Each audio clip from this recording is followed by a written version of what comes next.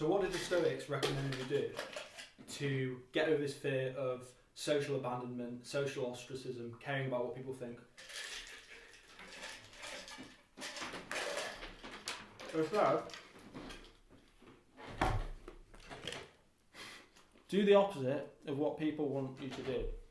Go against the tide of social conformity.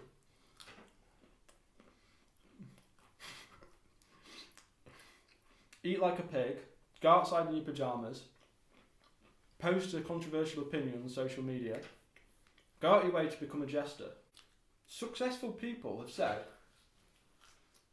that people who embarrass themselves early on, they get over this fear and then they start acting in their self-interest.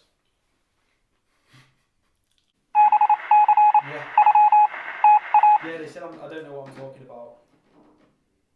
Yeah, they think I look like an idiot. Yeah. It's really getting me down. I don't know what to do. Our generation cares about what people think more than any other generation before us. This drives everything from people pleasing to codependency to oversharing on social media. Let's not pretend that we don't care about how many likes we get on Instagram, the opinion of our friends and our families. We do care. Our desire to be liked has its roots in our primitive ages. The fear of being abandoned. In the tribal age, abandonment could easily mean death, so being liked was useful for our survival. It's a classic case of our Stone Age minds becoming confused with the relative social security of our age. I mean, if we fell out with a group of mates today, the chances are we're not going to die. But it's still a rational concern because if we have a group of mates, we get to party more, we get more girls, there's plenty of perks to having friends, you have a community. So it is rational to care what people think about you. However, today, we've become so accustomed to attaching our self-worth to the opinions of other people. And it seems to be getting worse because we have access to thousands of people's profiles on Instagram and Facebook, which only exacerbates this human emotion. So what did the Stoics say? Marcus Aurelius said, "It never ceases to amaze me. We all love ourselves more than other people, but care more about their opinions than our own." So we value ourselves more than other people, but when someone disagrees with us or comments on something we're doing, we defer to them straight away. We don't even consider our own opinion. That doesn't make sense to me. When you're doing a task, have in mind who you're trying to impress. And the Stoics pointed out that most of the time we try to impress the people we don't respect or care to emulate. Epictetus said that, "Who are these people that you want to be admired by? Aren't they the same ones whom you said were crazy? Well then, do you want to be admired by madmen?"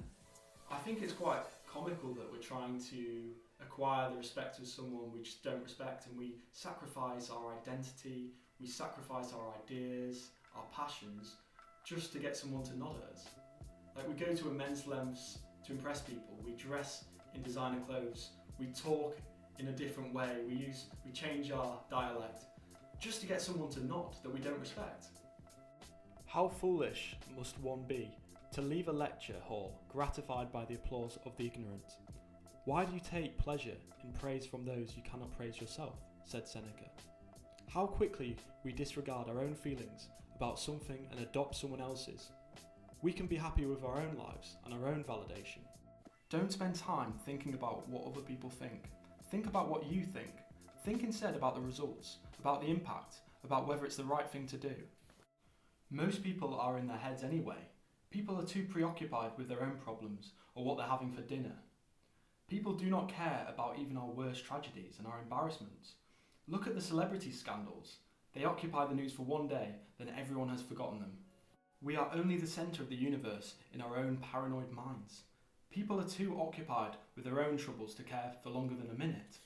When we stop caring about what people think, we finally have freedom to say as we please, do as we please, instead of worrying about irrational fears that have been programmed in us. Marcus Aurelius said how much time he gains who does not look to see what his neighbour says or does or thinks, but only at what he does himself. Diogenes of Sinope did this. He used to literally shit himself while he was mid-conversation, and Epictetus used the example of Diogenes as inspiration for the Stoics to get over this fear of what people think about us. And I think it's a good example. I mean, he used to go into a theatre and he used to go backwards against the tide of the crowd just to show that he wasn't conforming to social convention.